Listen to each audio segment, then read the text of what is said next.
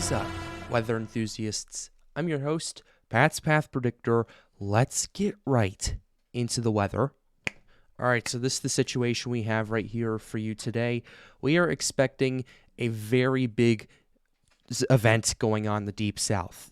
We have a moderate risk from Arkansas and Louisiana all the way to Georgia. This is an incredibly rare event, first of all, because you don't see this kind of stuff in June in the Deep South. You typically see this in March because after that point, there's not really that much wind shear to work off of down there. But today, there's going to be quite a bit of it, and we have the risks out for you today. We have a 10% tornado risk hatched, which means we have a 10% probability of EF2 to EF5 tornadoes happening within 25 miles of a point. We have a 45% hatched wind risk right here, which is what's warranting the moderate risk, which means we have a 45% chance of 65 knot or 75 mile per hour winds happening within 25 miles of a point. And the hail risk, according to the SPC, is 30 and 15 hatch, which means there's a 30 or 15%, depending on where you are, of 2-inch hail happening within 25 miles of a point. And there are calls for 3 inches or greater of hail from what I've looked at in past severe weather outlooks. And in fact, it's right here. Regardless of the rare combination of severe weather ingredients at this latitude for mid-June, forecast details still remain a bit unclear as far as specifics, although significant severe storms are nonetheless probable today into tonight across a broad region. This includes very large hail, some greater than 3 inches in diameter, swaths of intense wind gusts more than 70 knots or 80 miles per hour, and tornadoes, a few of which could be strong. The greatest potential for tornadoes is currently expected this afternoon and evening across the southern half of Alabama into southwest Georgia. This is where semi-discrete supercells are plausible initially near or south of the outflow-related effective boundary, in the presence of the considerably strengthening low-level winds today. So that's what we have going on right there. So I want to go ahead and talk about some of this. We're going to have the HRRR pulled up, and I want to go ahead and show the precip on this to give you some timing on when this may happen. So looking at this now, we do have some storms starting to fire up. We have storms starting to fire up around 1 p.m. in Alabama and Georgia, where those discrete supercells we're talking about. They start firing up actually around 11 o'clock this morning right here, and they start developing right here.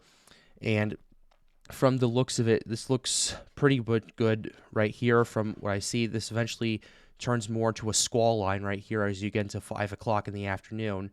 However, we do have some discrete cells still there.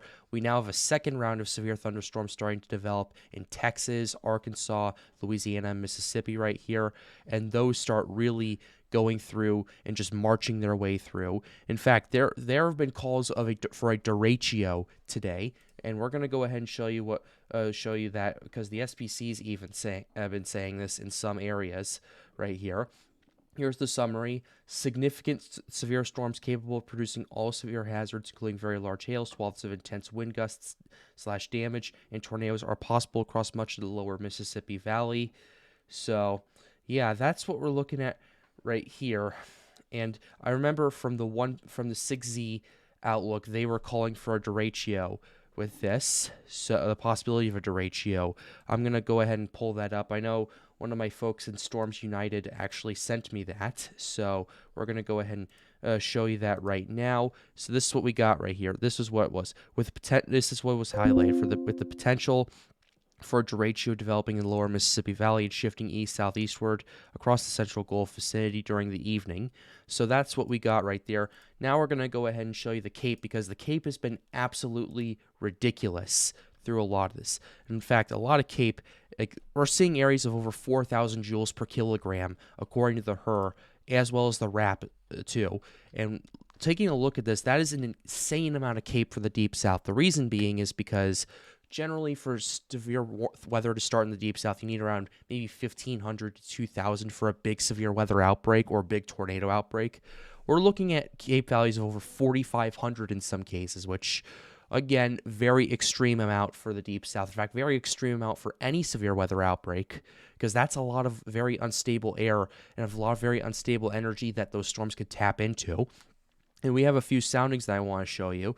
This first sounding was taken in Louisiana right here. And look at this, 4,600 Cape right here. The lapse rate's at 9 degrees Celsius per kilometer right here, which that is a very high amount. Look at the shear too.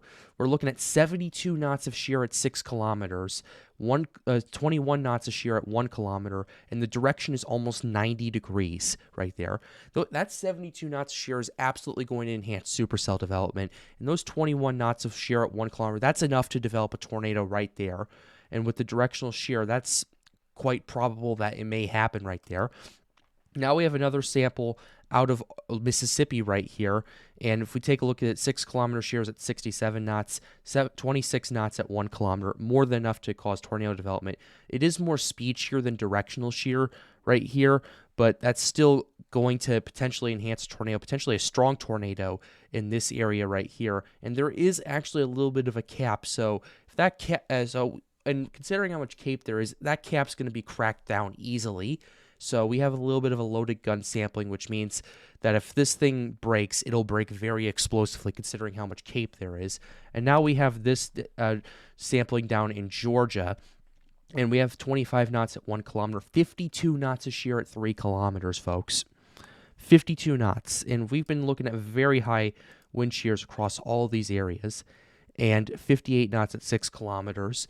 And, oh yeah, that's going to enhance some tornado development right there. And this is less directional shear, so that may have a more difficult time doing that, but that's what we're looking at. And the last thing I want to show you is the Supercell Composite and the SIG-TOR parameter.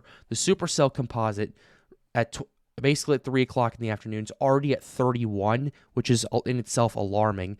It grows in the next hour to 35 right there, and then it really ramps up by 6 o'clock. That's 39 Supercell Composite right there. That's an insane amount right there. This whole area has an insane, extreme amount of Supercell Composite, and that continues into the evening and potentially into the overnight if things continue to develop, but that we'll have to wait and see when it comes to that. The SIG-TOR parameter has been explosive so far, and we're looking at already by 8 o'clock, SIG-TOR parameters of 12.3. Last time we looked, we're also looking at a 9.9 down in Georgia, 7.8 in parts of Alabama right there. Oh yeah, that's going to absolutely enhance some potential tornado development right there. And we're going to go ahead and show you the dew point temperatures through all of this. They're in the mid to upper 70s. That is an extreme amount of moisture right there that these storms are going to be tapping into. So yeah, all I can say is to you guys, start getting prepared, remain calm, find your safe place in case a tornado does develop. We're looking at this. We'll continue monitoring this on the Pat's Path Predictor channels. I've been talking to some folks on Storms United. They've been giving me more information, and we'll update you when that becomes available. But with that being said, we're going to go ahead and wrap up this video. I hope you enjoyed it. Be sure to leave a like, subscribe to the channel if you are new. Helps us out, helps us make more videos like these. The goal of this channel is to get more people engaged with weather. But with that being said, have a wonderful day, guys. Stay safe.